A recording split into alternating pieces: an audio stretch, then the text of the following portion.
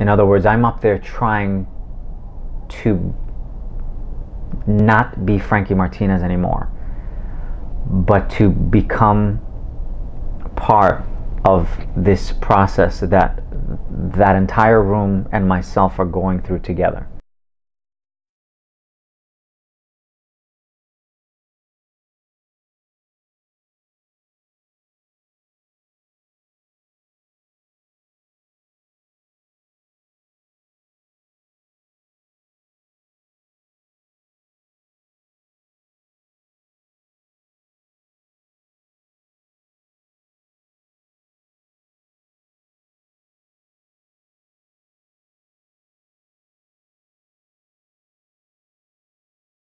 So I want to talk briefly about performance. Yes.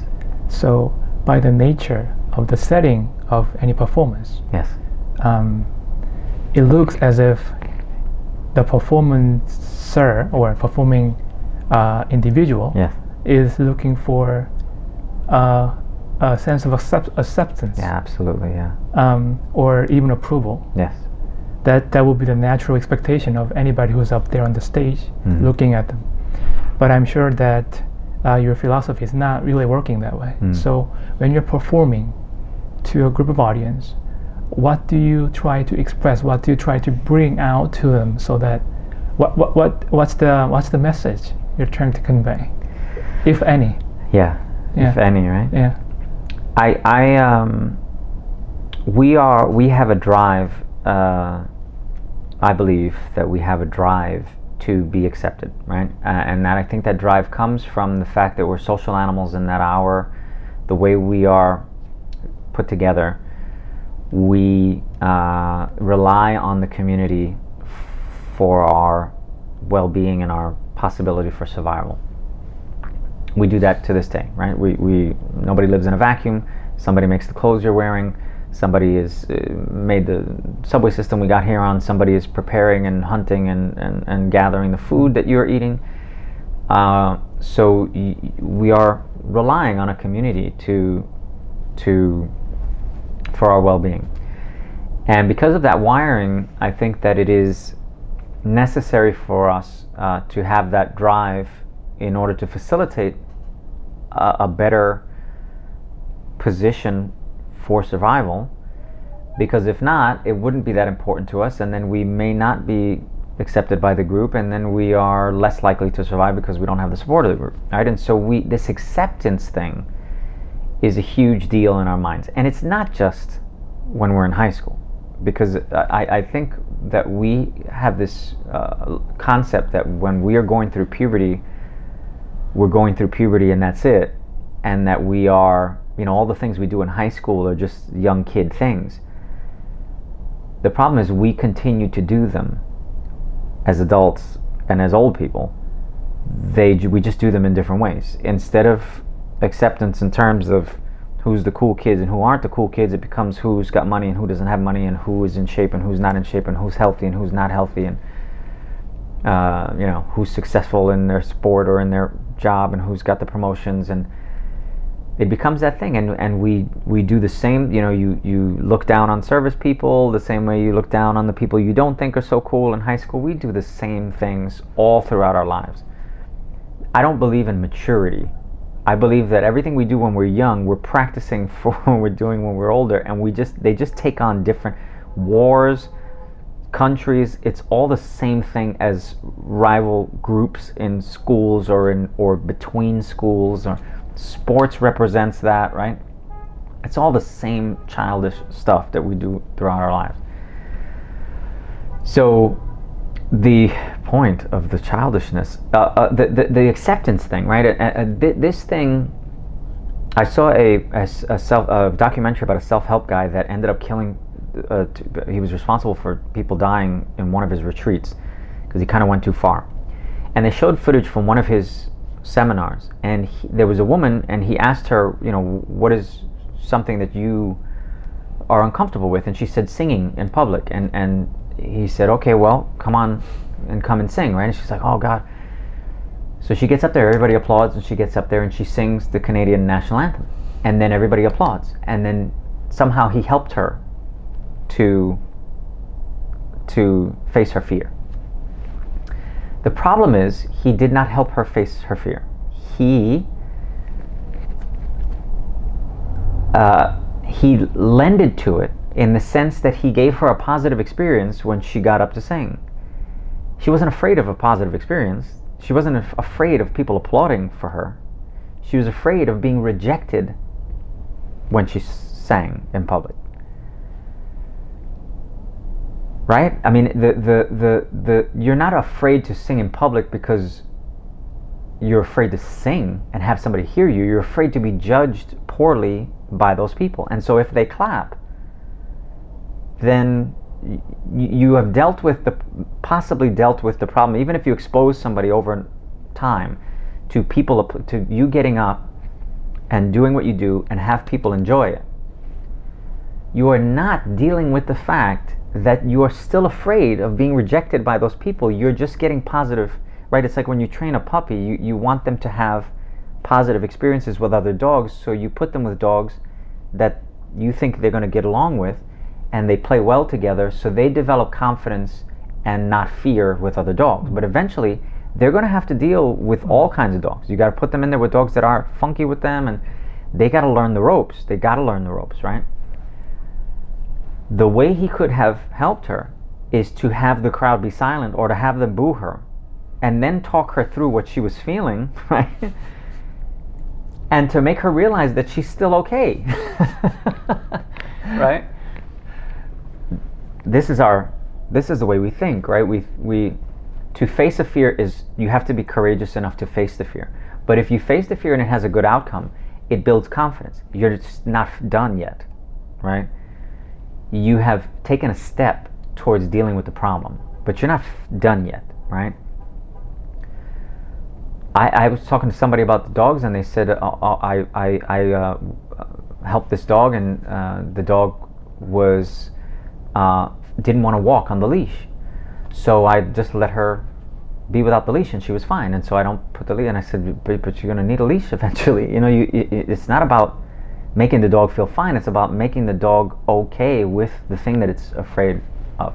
Anyways, performance, and a lot of artists say, I don't care what the public thinks, and usually those are artists that have had a lot of acceptance and now feel like they can do whatever they want to do, and people, you know, are with them or not with them, and they're okay because and I'm like that. You know, I had a lot of acceptance when I first started, and so it's easy for me to say I don't give a shit what they say or what they think, because I was able to develop a lot of confidence being up there and being able to experiment and to do what I wanted to do up there, artistically, personally, whatever, emotionally. But it was never really the point. It went for me from entertaining people, being an entertainer when I was dancing with Eddie Torres, to expressing myself artistically, whether I entertained them or not, to adamantly denying that I was up there entertaining them at all, and that I was creating work the way a painter creates work, and that I was trying to get them to experience it in whichever way that they were going to experience it. To the point now where I'm up there trying to assimilate these people that are watching me. In other words, I'm up there trying to not be Frankie Martinez anymore, but to become part of this process that entire room and myself are going through together, to manifest that process. And that is a progression of becoming comfortable with myself, becoming comfortable with the art form and the different levels of transcendence of what the art form means, and the levels that I'm operating within that art form in my own development. And so for me, it is a natural progression in the dance, the same way that my teacher said that Zen is a natural progression in martial arts. At some point you're going to have to deal with Zen. It is the direct, right to the point part of it, right? So you meditate just as much as you do your kata. So for me, performance is that thing. You start out by learning to coordinate with your own body, which you have difficulty doing, right? Once we start to get some semblance of coordination with ourselves, that we are able to do things the way we want to do them, which takes a long time.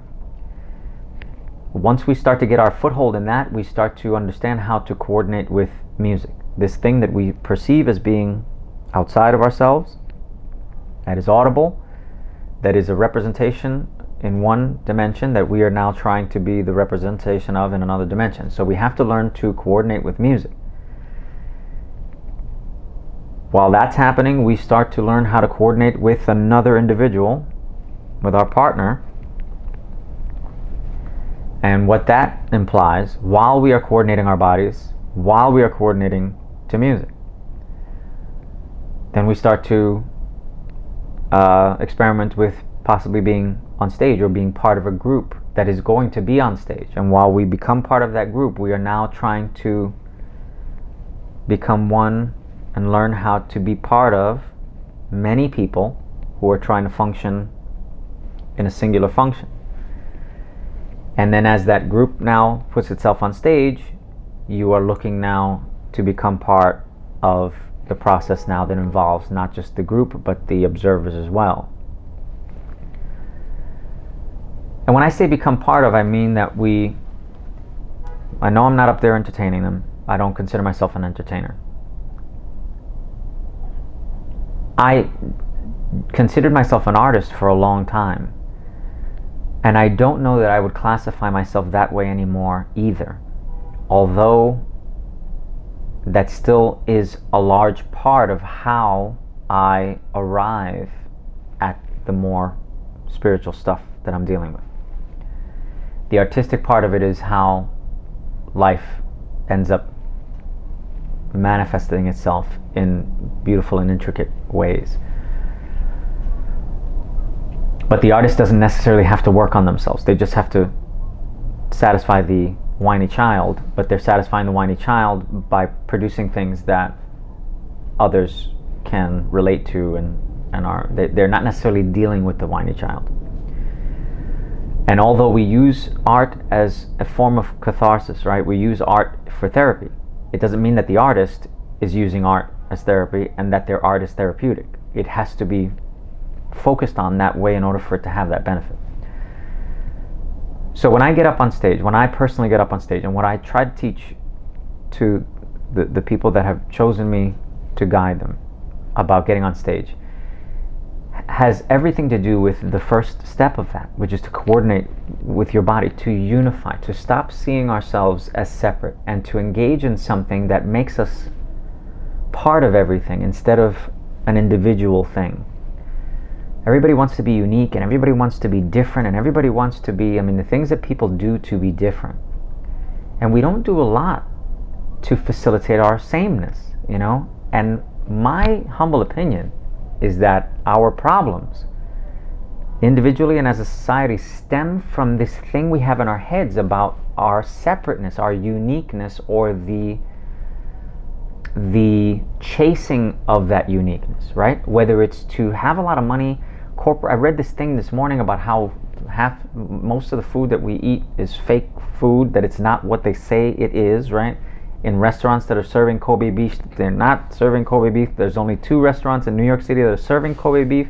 Everybody else is serving something different, and they're saying it's Kobe beef, but there's like a huge percentage of the food is not what they say it is, right?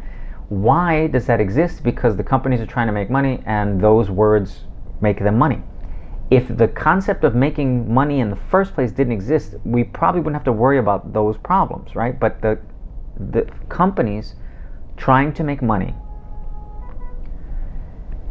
is the root of all our problems. It's the people trying to make money is the root of a lot of our problems. Our problems personally and individually, and how we see ourselves. That whole concept, I think, is just a mess. Like, we screwed that up early on, the whole concept of money and that thing, we messed that all up, right? But if that doesn't exist, right? If companies didn't care about profit, then you wouldn't have to worry about them trying to fool you into paying for something that you're not really getting, you know? Albeit the whole thing changes, I get it. But this thing about uniqueness, why do they want money? Because the company has to provide jobs so that they can pay for more stuff that somebody else is trying to trick them into buying, right? It's ludicrous. But anyway, the point is that the falseness of our drive to be unique and what that produces in people is why we can't accept each other as being part of us, you know? Because we see people as separate entities and that those people have no effect on me, and we don't believe in cause and effect, and we don't believe in karma, and we just believe that you do your shit, I'm going to do my stuff, and you know, I got to take care of my family. And every time I say I love someone, I am implying that I don't love others, right? That's powerful. That some people deserve love and my love, and some people don't deserve my love because I'm familiar with these people to a certain degree, and so every time I say, oh, I love this person, or you feel like you would rather hang out with somebody, spend time with somebody over somebody else, you are implying the opposite to other people. And I don't know how that necessarily helps us, you know? And so my thing is that that separateness also keeps us detached from our own lives. We're like observing our lives in the third person, you know? It's happening to us, we're not part of it. And so I'm trying to get people to become one with their bodies first, so that now that you have that oneness with your body, now you can start to deal with becoming one with music. Not becoming one with, because you're already one with your body, you're already one with music, you're already one with everybody else. I talked about that before. The reality, the universal reality, is that we're all part of this thing. I am the same part of the same processes that form the planets and the stars, and I'm part of that same thing. But to get you out of this very human, very society-driven concept that I'm over here, you're over there, right? This wave is different from this wave. We're not realizing that they're both part of the ocean. You know, it's a little silly. So instead of propagating that, to get up there and be unique, and then people are going to appreciate you for your uniqueness. And because they appreciate you, that means there's value. Because they are suffering from the same blindness you're suffering from, and if they accept you, that means that you know, you're okay and you're doing well, because you're an individual and you're unique. That person is so unique, and uniqueness is the relative reality for everything. You cannot be like anyone else. You are always unique at the very same time that you are always exactly the same and part of everything else. You trying to be unique is the same thing as you trying to become one with your body. It's redundant, but you have to go through the process of doing that to understand what it means to be connected. So connecting to your body, connecting to the music that you already are, right? Not the sounds that you're hearing out there, but what those sounds are speaking about, are speaking to, right? I say music is a human thing because it is an expression of something essentially human, but it is an expression of something. Music isn't the thing itself. It's a picture of something. It's the audio of something, the recorded audio of something that is essentially us. And then we try to do that physically with the dance. So we try to express this expression of another thing that we were trying to express. And we are creating layers of detachment from the thing. I don't believe in dance as an expression of anything. I believe in dance as potential as the manifestation of the thing. The longer we spend expressing stuff, the longer we are separate from it, and the more barriers we create from the reality, right? The more pictures on my phone of things, the more pictures on my phone of things. Sometimes you got to take a screenshot, which is a picture of a thing, and it's really just the light that was reflected from that thing that's collected in a device, and now I'm showing you the thing, and people say, this is my dog. You know, and I would, in class, I would say, that's not your dog. That is far removed from your dog. That's a picture of your dog. To represent, to express music, to express yourself, to express, you know, to have a mechanism that expresses something in us, and then have a mechanism to express that, and then I get on stage and I have feelings that I want to express on top of that to everybody. I'm a mess. Your feelings are chemicals that are thrown into your body by your hypothalamus, and your cells are receiving them, and you feel a certain way. The hypothalamus is doing that because of your interpretation of what you're observing. That interpretation is malleable. You can interpret things differently and produce different chemicals because of it. You can smile and produce different chemicals than when you scowl or frown. Our chemicals are a mess. Emotion is not what you're feeling. Emotion is the mess you're under in trying to deal with the world around you, so you can tell if things are dangerous or not dangerous, or things might be good for you or might not be good for you, so the organism can live. Happiness is not part of that. So I get on stage as a larger way of practicing the initial thing that we deal with when we first get into dance, which in a universal sense is about getting back to feeling part of and not separate from every living thing and every non-living thing everywhere, to re-assimilate and to realize our oneness with everything, instead of continuing to propagate this idea of separateness, which is causing us so many problems. And so we get up there to try and practice. How am I, because it can be very lonely up there. You get up and you are standing in opposition to all these people who are watching you, especially if you're doing a solo and you're alone. All these people are sitting in opposition to you. They're literally sitting facing you like an opponent. And now you got to do something, right? And they're expecting you to, what are you going to do? And in your mind there's judgment, and in their mind there's judgment, and there's this whole thing, right? And certain people shouldn't be on stage, and oh, that was fantastic, and she's fantastic. Every time you say somebody's fantastic, you're saying somebody else's shit. We don't realize we're doing that, but every time you praise somebody for anything, you are putting down everybody else. It's not a pessimistic way of looking at it. It's the fact that you love discriminately, you enjoy discriminately, you experience discriminately, instead of having universal love and feelings and experiences. And so we have to get up there to purge ourselves of that, to have bad experiences, to submit to whatever happens to us up there, to submit to whatever the crowd's response is to us up there, to submit to that moment, to express that moment, to manifest that moment.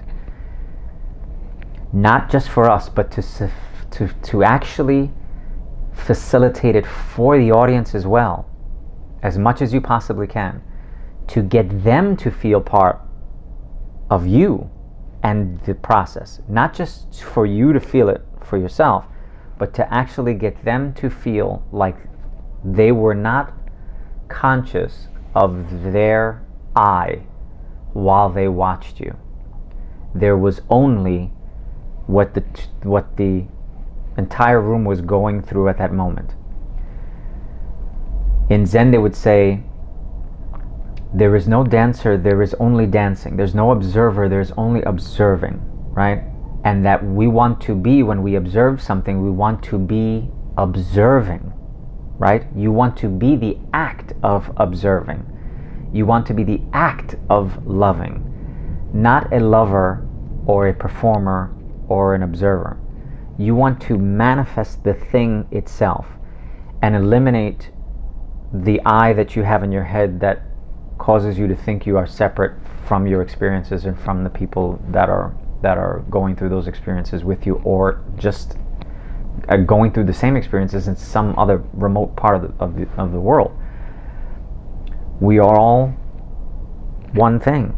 If we could actually feel that way, nobody's bombing anybody, nobody's killing anybody, nobody's trying to screw people out of money, nobody's doing it. As long as we keep thinking I'm over here and you're over there and you feel pain, so I'm at least it's not me, right? It's as long as we keep doing that, we're going to be in trouble, you know, and we're in trouble, you know, we're in trouble, and all of us is looking for happiness all over the place, like dogs looking for, you know, like pigs looking for truffles. We're all looking for happiness everywhere that somebody has an idea about what's going to make you happy, and I mean, they're all over the place now. Minimalism, you know, there's all kinds of different ways of how you're going to eat to be healthier, and all that stuff is you know, everybody's just chasing their tails trying to find some meaning to this thing. And I am just trying to impart my little tiny understanding, especially my understanding of not understanding, but of being okay. That's what I'm trying to teach, is to be okay, to get up on stage and be okay with whatever happens. But we're up there trying to facilitate this unity, this moment of we observe together. There is only dancing, both by the audience and the dancer. There is only that performance. There isn't a person doing it. There's no dancer. For the personal journey, the dancer, the dance, the music, the Trinity, I'm trying to blur those lines. I'm trying to stop thinking of myself as an entity doing an action, and to only experience the thing as a unified thing, right? There is no dancer, there is no dance, there is no music.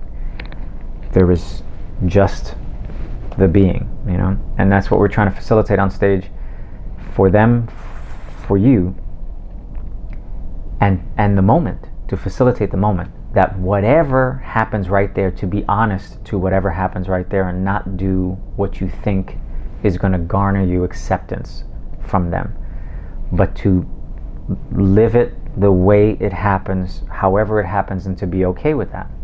And if they boo, then you bow. And if they snicker, then you bow. And if they applaud, then you bow. And you're okay with all those things. That's healthy, you know? That's being centered, that's being joyful, because you don't fear anymore that you're going to be rejected. You're going to, you know, if you are rejected, if somebody hurt that, in Zen they say no one can hurt you, right? No one can take advantage of you, nobody can actually hurt you. In the absolute sense, no one has the power to affect what you actually are. But yet we spend our lives protecting ourselves and protecting ourselves from this and protecting ourselves, because the organism, the funny thing is that if you really look at it scientifically, nature is a lot more concerned with species being able to continue over the individual continuing. And you notice that prey animals are in much more abundance than predators, because they're going to get picked off, so they have more offspring. There's more of them. Crabs making it to the sea, there's so many eggs, and so many of them get killed on the way to the sea, but the species survives because the sheer numbers allow some of them to make it. And so nature, you know, it's not the individuals that nature's really concerned with, it's kind of the collective, you know.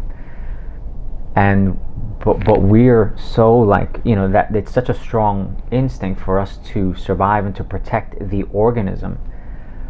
And I think spirituality is about realizing that this is just a meat bag, like we're more than this, and that the thing we are beyond this is unaffectable by the things that we're trying to protect ourselves from.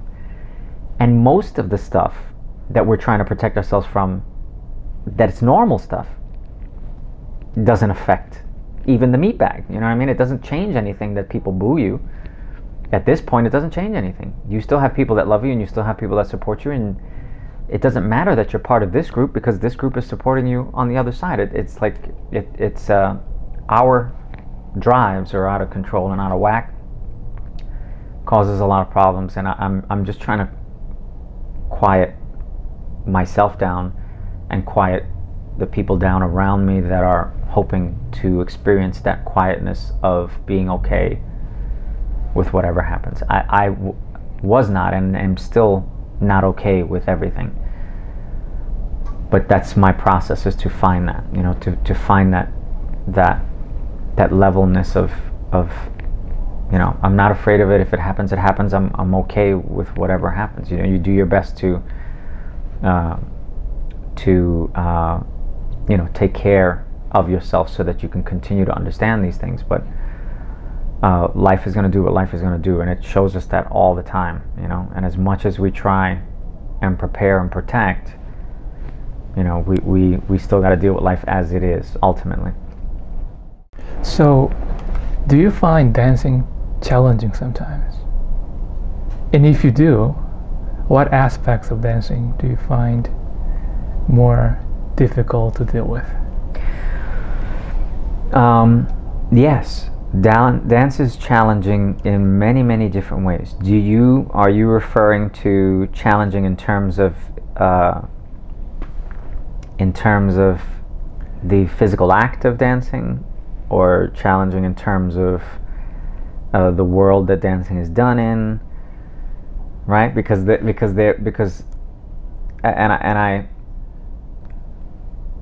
it's challenging in all those ways. I'm curious about all those ways. All those ways, yeah.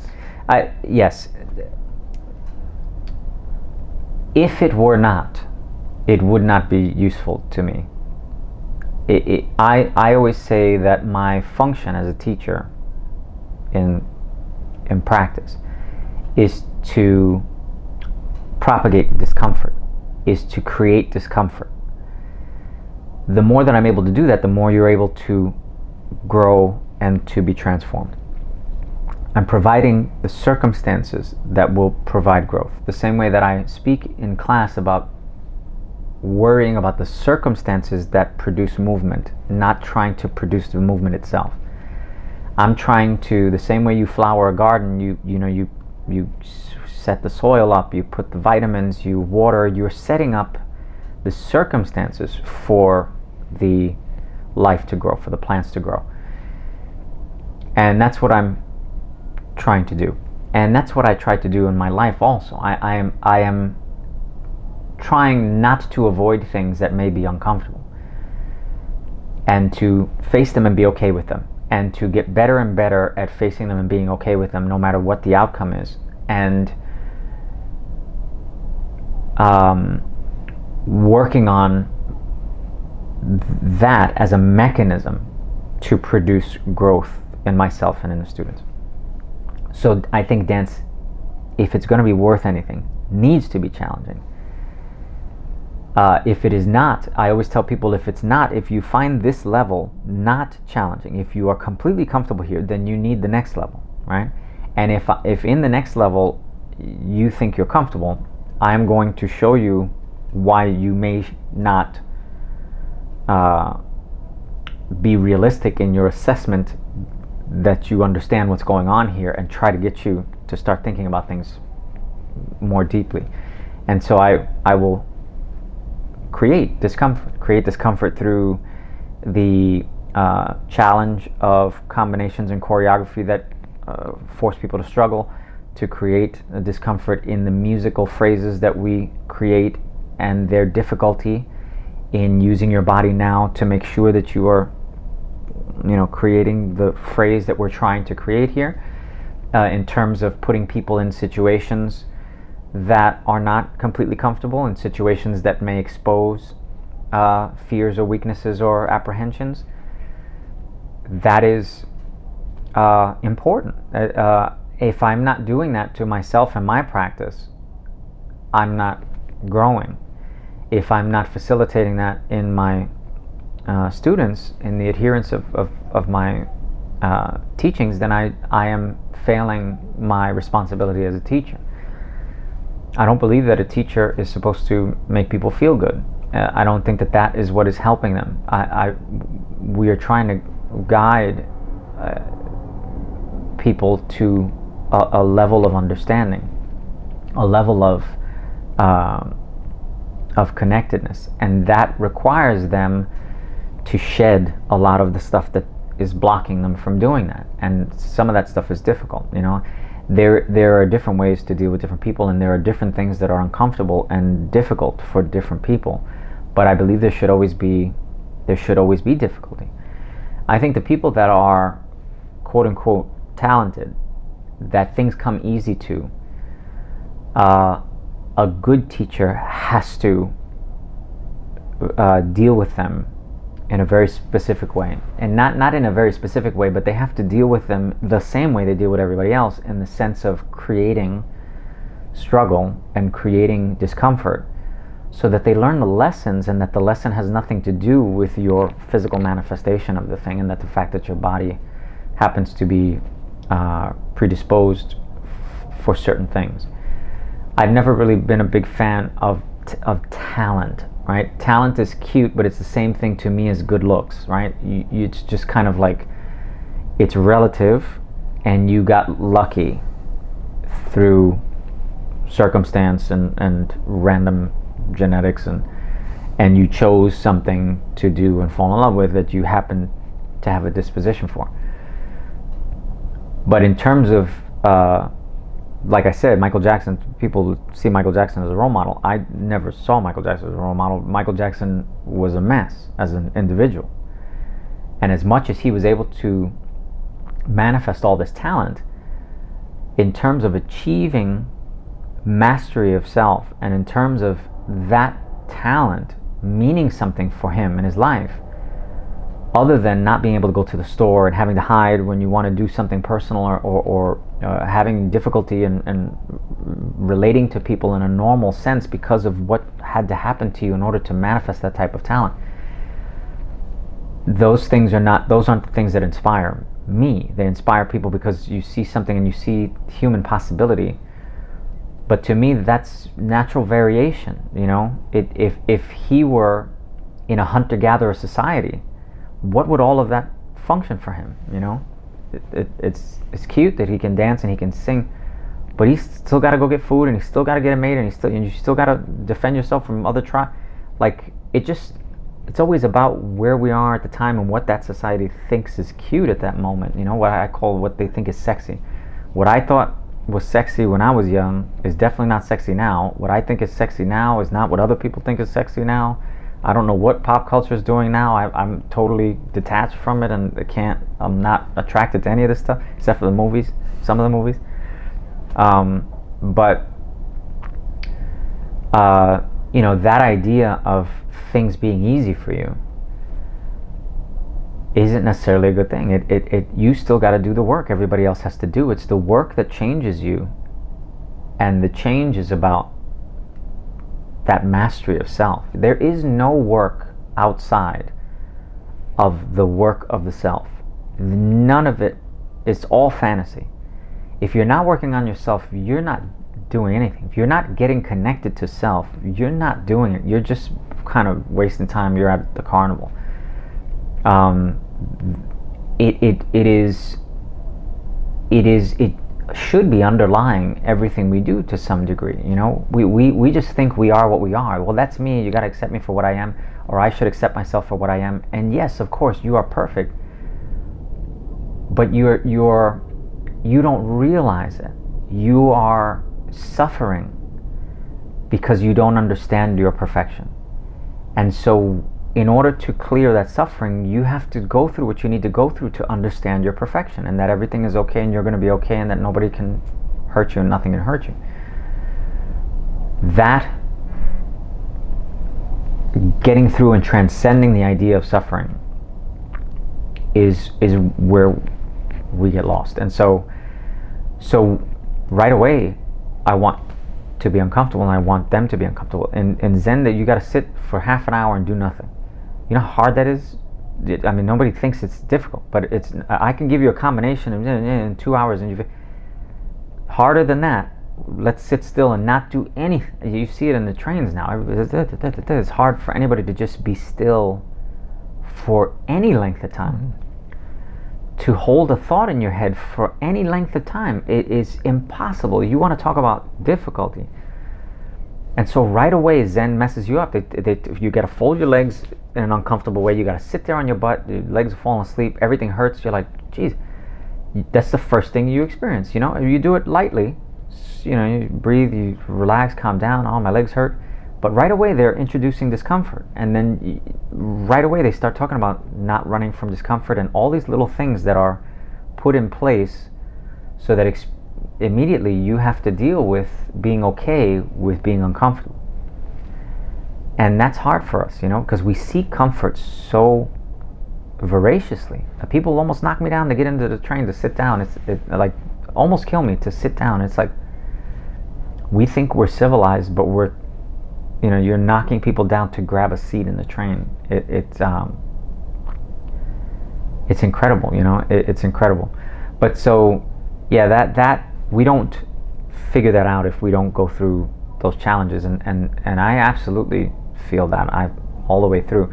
There were things that I was able to understand and move through quickly because of predisposition for things, and I you know, I have been considered to have aptitude in certain areas that allowed me to do the things that I was able to do in dance.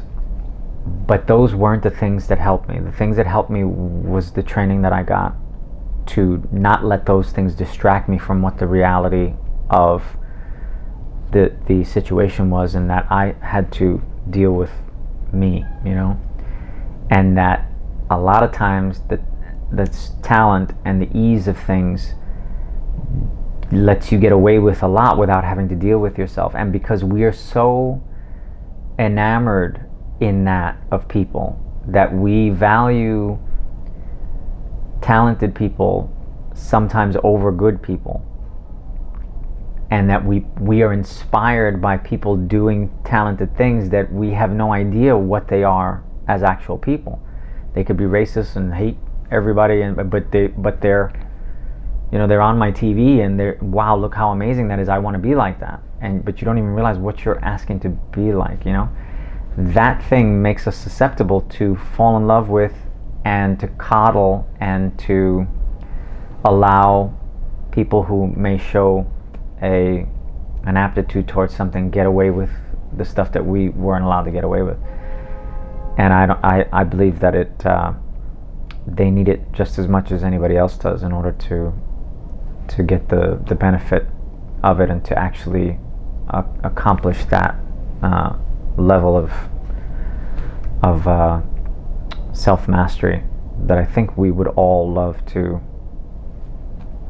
find. It's just a matter of what we're willing to do to get it, because it doesn't sound like fun, it doesn't sound sexy, but it is the sexiest thing I can imagine, you know, to be able to find that.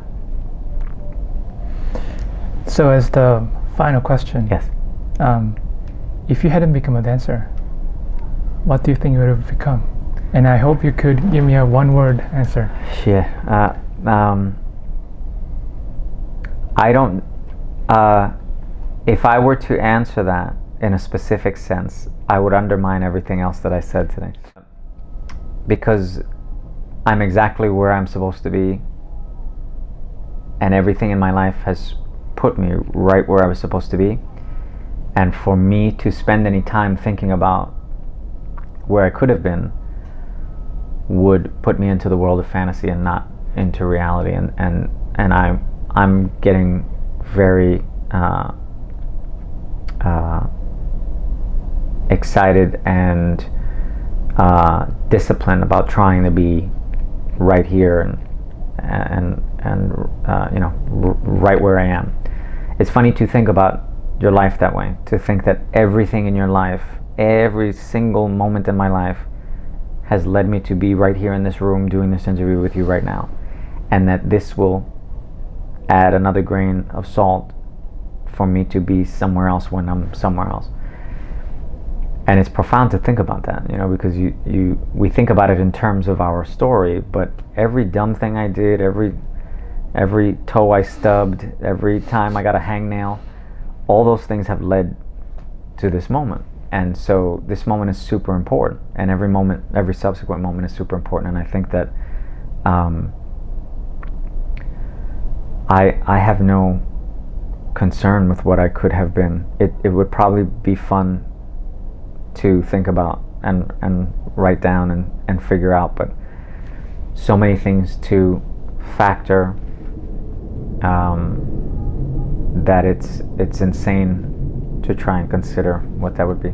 I know that people have different tastes and different interests, and I think they say if I wasn't doing this, then I'd be doing this. I think I was supposed to be a musician. I think I was supposed to be a teacher. I think I was I was supposed to figure out at every moment what I was supposed to be. And every moment shows me that. And every moment changes what I thought about what was happening. I thought I was supposed to be a superstar at one point. I'm going to be famous, and everybody's going to, because I'm doing things in dance and nobody ever, seen Latin dance, and the way people are responding to me, and maybe I'm going to. And then a few years later, it's like, no, this is what this all meant. I'm supposed to lead these people, and I was supposed to go through all these experiences so that I would have the understanding on how to guide these people. And then the guiding of these people puts me in another position to say, oh, the guiding now has been, it's like there's no way to deal with the web that can possibly be. Yeah, celebrity and popularity acted actually as discomfort to you?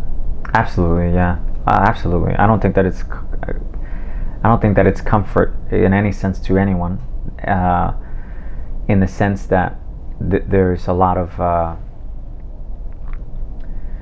be careful what you wish for. There is a lot of chasing that, if you're chasing that, and what you have to go through chasing that.